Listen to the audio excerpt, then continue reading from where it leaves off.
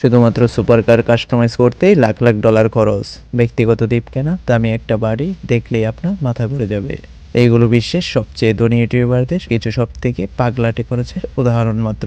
প্রতি মাসে এসব ইউটিউবার এত পরিমাণ অর্থ উপার্জন করে যা বিলিয়নারদের থেকে বেশি খরচ করে দুহাত ভরে। যেমন কিন্তু যদি পাবেন ওই মহাকাশচারীর মূর্তিটাই সবচেয়ে বেশি চমকপ্রদ, তাহলে এই বাড়িটাকে একবার দেখুন। জ্যাক প্রাসাদ সম এই বাড়িটার নাম মজা করে রেখেছে তাজমহল। প্রায় 12,800 ফুটের এই কম্পাউন্ডে আছে 8টা শয়নকক্ষ, একটা গেস্ট হাউস, 6টা গাড়ির গ্যারেজ আর বড় একটা টিভি। বাড়িটা এত বড় সড়ো যে ভেতরে ঘুরতে গেলে আপনাকে মানচিত্র নিয়ে নামতে হবে। আর এমন রাজকীয় জীবনের দামও কিন্তু রাজকীয়। এই বাড়ি কিনতে চেককে খরচ করতে হয়েছে 1.6 কোটি ডলার, যার পুরোটাই অর্জন করেছেন তার কন্টেন্ট থেকে।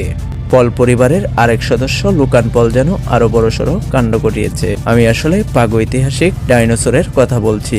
ওটা প্রায় 66 মিলিয়ন, মানে প্রায় 6 কোটি 7 লক্ষ বছর আগের একটা ডাইনোসরের খুনিল কঙ্কা। যে জিনিসটা জাদুকর কিংবা গবেষকদের কাছে থাকার কথা, সেটি লুকানের বসার ঘরেই শোভা পাচ্ছে, যার দাম প্রায় 15 লক্ষ ডলার। লুকান যেখানে ভূমিকা পেয়ে বেড়াচ্ছে, পিউডিপাই তখন আকাশ দাপিয়ে বেড়াচ্ছে।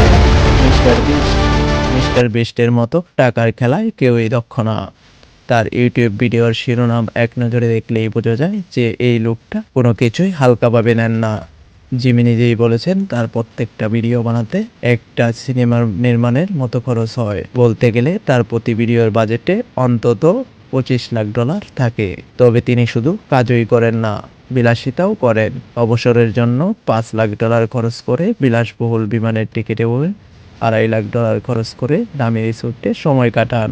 এমনকি তিনি মাঝে মাঝে মানুষকে যা খুশি তাই দিয়ে দেন, সেগুলোও কিন্তু সাধারণ কোনো উপহার না।